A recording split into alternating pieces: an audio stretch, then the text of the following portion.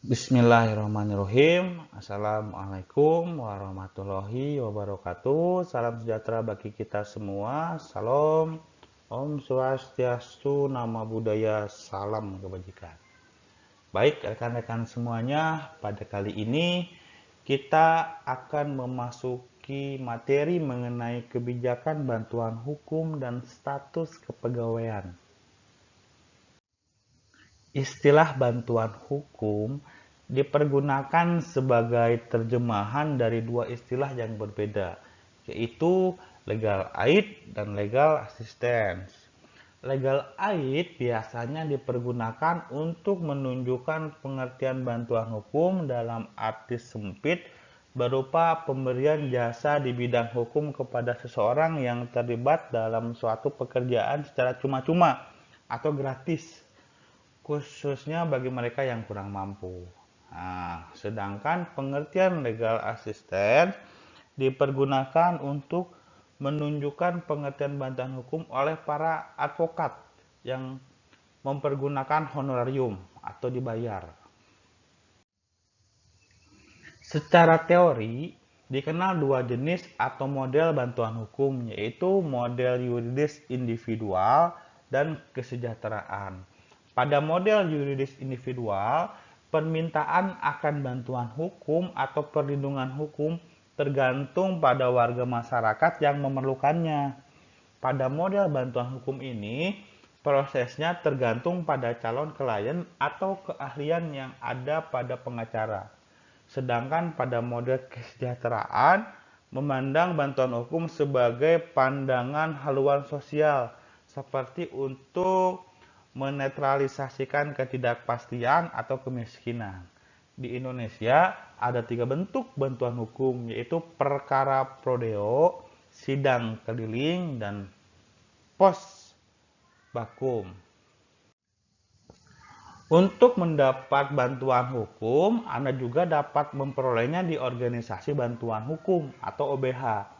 OBH merupakan tempat beraktivitas pembela publik yang penerimaannya pengaduan masyarakat.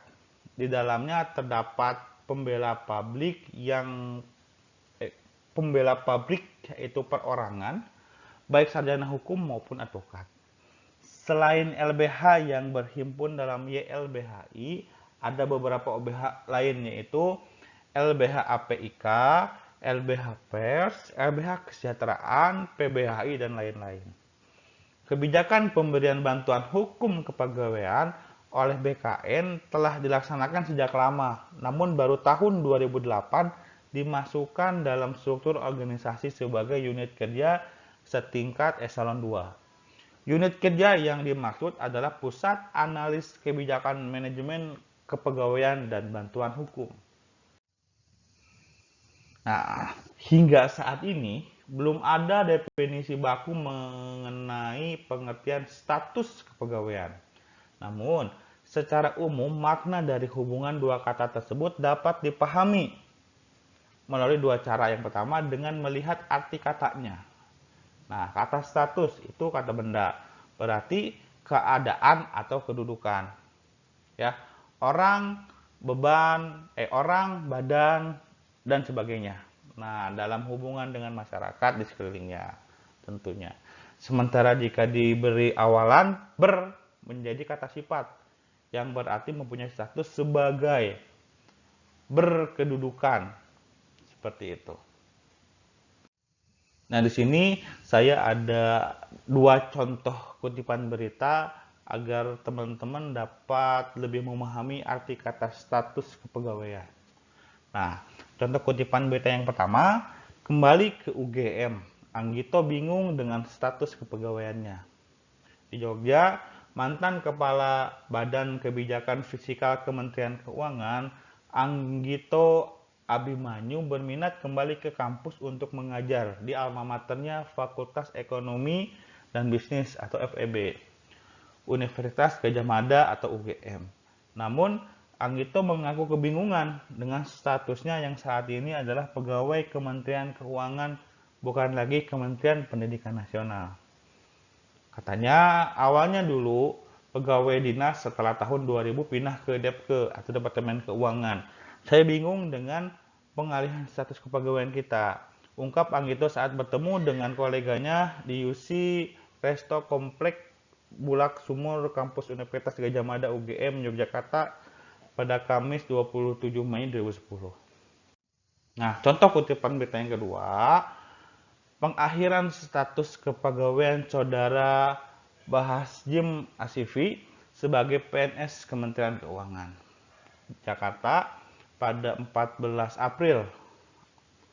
Terhitung mulai tanggal 12 April 2010 melalui keputusan Menteri Keuangan atau Menkeu nomor 261-KM.1-UP.11-2010, Kementerian Keuangan atau Kemenkeu menetapkan pengakhiran status kepegawaian Dr. Bahasjim Asifi, Pembina Utama Muda golongan 4C sebagai pegawai negeri sipil atau PNS Kemenkeu Direktorat Jenderal Pajak atau DJP yang dipekerjakan pada Kementerian Negara Perencanaan Pembangunan Nasional atau PPN Badan.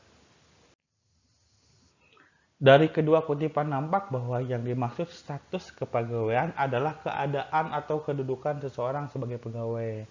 Apakah Anggito masih sebagai PNS Kementerian Keuangan atau Kementerian Pendidikan Nasional?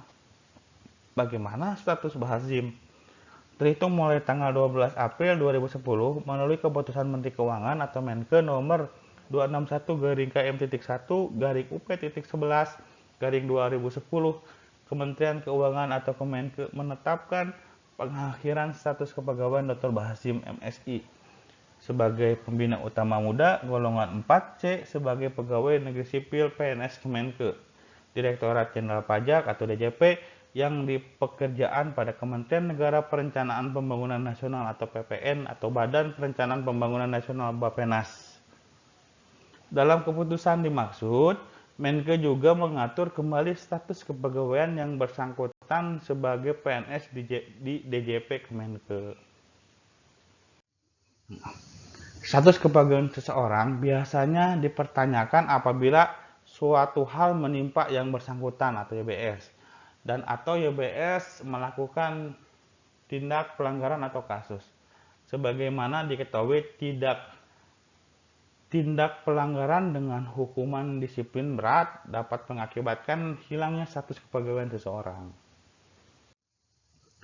Berbagai jenis kasus kepegawaian yang dapat berdampak pada status kepegawaian pelaku atau pegawai yang bersangkutan yang terjadi di lingkungan Provinsi Bengkulu, Provinsi Jambi, Jawa Tengah, Madiun, Palembang, Kota Semarang, Kabupaten Magetan, Kabupaten Madiun, dan Kota Padang menunjukkan bahwa status kepegawaian adalah hal penting dalam penyelenggaraan manajemen PNS.